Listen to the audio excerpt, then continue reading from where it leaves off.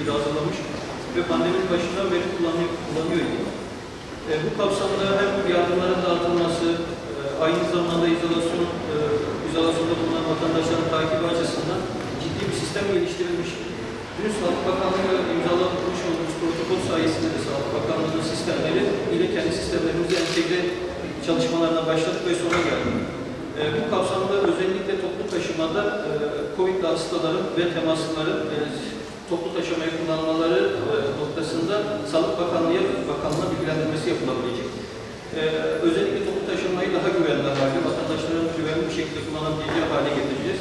Devamında banka kuruluşlarında da vatandaşların seri bir şekilde kurumlara girip çıkarken HES-kodlarının kontrolü yapılabilecek. Bu sayede COVID kapsamında Sağlık Bakanlığı ile erkeklerin ciddi bir sistem hayata geçirmiş olacak. İnşallah memleketimiz için hayırlı olur. Sayın Cumhurbaşkanımızın liderliğinde akıllı şehir himayesini almıştı. Şehir nasıl akıllı olur dediğiniz zaman da ben şunu demiştim. Bir sorunu teknolojik altyapıyla çözüldüğünde biliyorsanız şehri akıllı hale getirmişsinizdir. Öncelikle huzurlarınızda Sayın Valime çok teşekkür ediyorum. Onun koordinasyonuyla hakikaten bugün bütün büyük şehirlerin içerisinde pozitif ayrıştık. Özellikle filiyasyonda ve sıkı takipte bugün rakamlarımızdan çok ciddi bir şekilde Türkiye ortalamalarının altına indik. Biz Gaziantep Büyükşehir olarak Sayın Valimin koordinasyonunda biraz önce İşten Daire Başkanı'nın söylediği gibi hangi alanda yayın yazılımımızı kullanacağız ve bunu bu büyük sorunu, bu küresel sorunu çözmek için kullanacağız dediğimizde en önemli görev alanlarımızdan bir tanesi akıllı ulaşım. Biz yaklaşık 4 yıl önce Türkiye'nin en iyi akıllı ulaşım altyapısını oluşturmuştuk. 600.000 kişi uygulamayı indirdi ve şu anda en iyi çalışan, iddiadan söylüyorum, Türkiye Belediyeler Birliği Başkanı olarak söylüyorum, diğer belediyelerin yaptığı çalışmalarını bilerek söylüyorum, akıllı ulaşımda önemli bir başarı sağladı. Akıllı ulaşım altyapısı buna uygun olunca, Sayın Valimin talimatları ve takibiyle Sağlık Bakanlığımızın HES kodunun bu entegre edilmesi gerekiyordu. Geçen hafta biz Ankara'dayken Sağlık Bakan Yardımcımızla ne talep ettiğimizi, bunun için ne ihtiyacımız olduğunu konuştuk. Bunun sonunda ne olacak? Filiyasyonda olması gereken, şüpheli olması gereken, temaslı olan kişiler, nerede olması gereken kişiler eğer toplu taşımaya binmeye çalışıyorsa sistem onu durduracak. Çok net bir şekilde. Dolayısıyla toplu taşımanın içerisinde dezenfekteye dikkat ediyoruz, maskeye dikkat ediyoruz, her türlü tespit alıyoruz ama bir tane şüpheli veya bir tane temaslı filiyasyonda olması gereken kişi pozitif olup olmadığını bilmiyoruz. Toplu taşımaya girdiğimiz zaman bütün oradaki kendi hemşehrilerimizi şüpheli hale getirebiliyor, temaslı hale getirebiliyor, riski yükseltiyor. Buna müsaade edemeyiz. İşte o yüzden bu protokol bize tamamen kim şüpheli, kim temaslı, kim filiyasyonda bunu toplu taşımaya bindiği an durduracak ve onu sistemin dışına atacak bir sistem getirecek.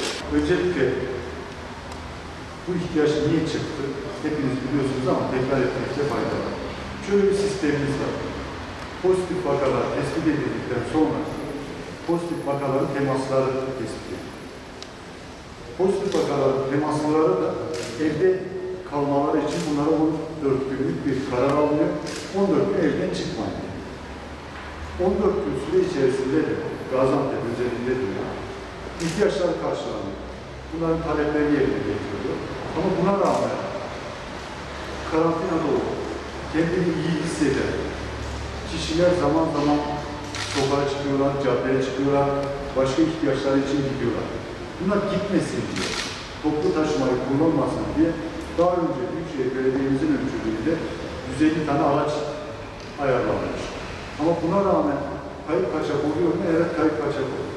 İşte bu sistemle bunu sıfırlayacağız. Biraz önce Fatma Bakanımızın dediği gibi 600.000 bunu kullanan, Gaziantep kart kullanan vatandaşımız var. Hepsine bu sistem yüklenecek. Toplu taşımayı kullanmak istediğinde kartı toplu taşımada geçmeyecek. Şöyle bir şey akla gelebilir izleyenler. Parayla binemiyor mu? Ya da farklı alternatif yok mu? Arkadaşının kartını kullanamıyor mu? Arkadaşının kartını kullanamayacak. Para zaten geçmiyor. Gaziantep Büyükşehir toplu taşımada gerçekten Atatürk şehirleri altyapısını güçlendirdim. Türkiye'de paranın geçmediği, yani benim bildiğim başka bir yok, varsa da benim parmaklarını geçmez. Çünkü birçok şehirde dolmuşlar var, buna benzer işte paranın kullanıldığı yerler var. Bizde sadece kart geçiyor. Karta da Büyükşehir Belediye'mizin Sağlık Bakanlığı'yla anlaşmasına göre ve o programa göre bunu yüklediğinde biz riski sıfırlamış olacağız. Ben başta Büyükşehir Belediye Başkanlığı olmak üzere bütün ekibine teşekkür ederim.